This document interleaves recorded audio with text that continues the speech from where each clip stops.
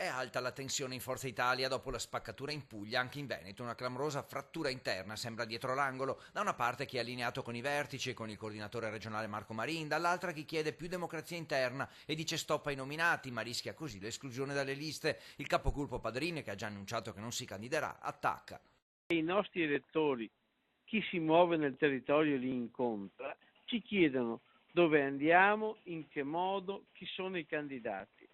Allora, se vanno in lista solo gli ortodossi perché sono obbedienti, mentre vanno esclusi i pensanti, è evidente che questa non può essere una soluzione di prospettiva. Intanto ad alimentare i dubbi arriva la dichiarazione dell'ex ministro Maria Stella Gelmini. In Veneto per ora non c'è un accordo e non so se ci sarà, ha detto a Milano. Il governatore uscente Luca Zaia è invece ottimista. Con Forza Italia è iniziato un percorso di dialogo su progettualità, non su poltrone perché altrimenti rovescerei io il tavolo. La frattura insomma sembra dietro l'angolo, si mette in discussione l'alleanza con una Lega che ha idee opposte su temi come l'euro.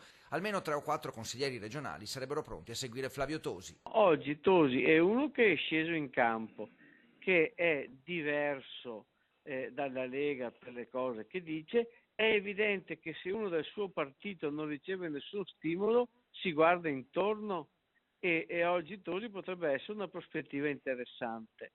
Diverso il discorso per NCD, Zaia si sa in cuor suo lo vorrebbe ancora al suo fianco, ma da Matteo Salvini porta chiusa. Noi abbiamo governato bene con NCD e con Forza Italia, bisogna essere coerenti nella vita, quindi io non disconosco il bel lavoro che abbiamo fatto in questi 5 anni. Con NCD c'è questo problema, c'è un impasse che è quello che non puoi sostenere il governo e allearti con noi perché la nostra posizione è in contrapposizione totale con il governo Renzi. Ho appreso che il segretario della Lega Matteo Salvini ci invita ad andarcene dal Veneto, afferma Clodovaldo Ruffato, presidente del Consiglio regionale, ma per lui sarà un boomerang, siamo noi a invitarlo a starsene a casa. Salvini è un leader politico che ha scelto di impostare la sua segreteria come una ferrea dittatura lombarda.